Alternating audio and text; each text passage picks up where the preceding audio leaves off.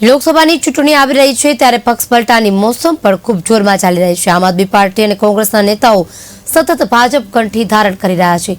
સુરત ઉધના ભારતીય જનતા પાર્ટીના કાર્યાલય ખાતે કોંગ્રેસના પૂર્વ કોર્પોરેટર અને આપના કોર્પોરેશનની ચૂંટણીમાં ઉમેદવાર રહી ચૂકેલા ચહેરાઓ ભાજપમાં પ્રદેશ અધ્યક્ષની હાજરીમાં જોડાયા છે।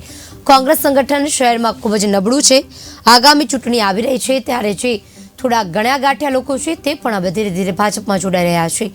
આંજણાના કોંગ્રેસના પૂર્વ કોર્પોરેટર કપિલા પટેલ અને ભરત ગોસાઈ પણ જોડાયા છે। કપિલા પટેલ જ્યારે કોંગ્રેસમાં હતા ત્યારે ભ્રષ્ટાચારના અનેક આક્ષેપો તેમના ઉપર થયા હતા।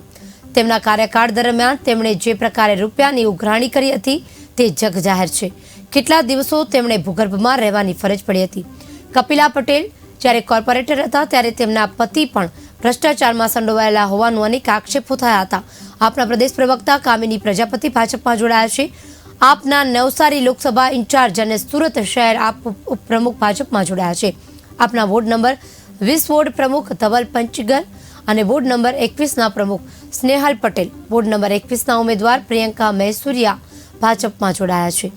આપ વોર્ડ નંબર 22ના ઉમેદવાર માલવિકા કોસંબિયા, આપના યુવા પ્રમુખ સંભવ શાહ, આપ મજૂરા વિધાનસભા સંગઠન મંત્રી જીતેન્દ્ર પ્રજાપતિ, સુરત શહેરના સહ સંગઠન મંત્રી કિરીટ પટેલ ભાજપમાં જોડાયા છે।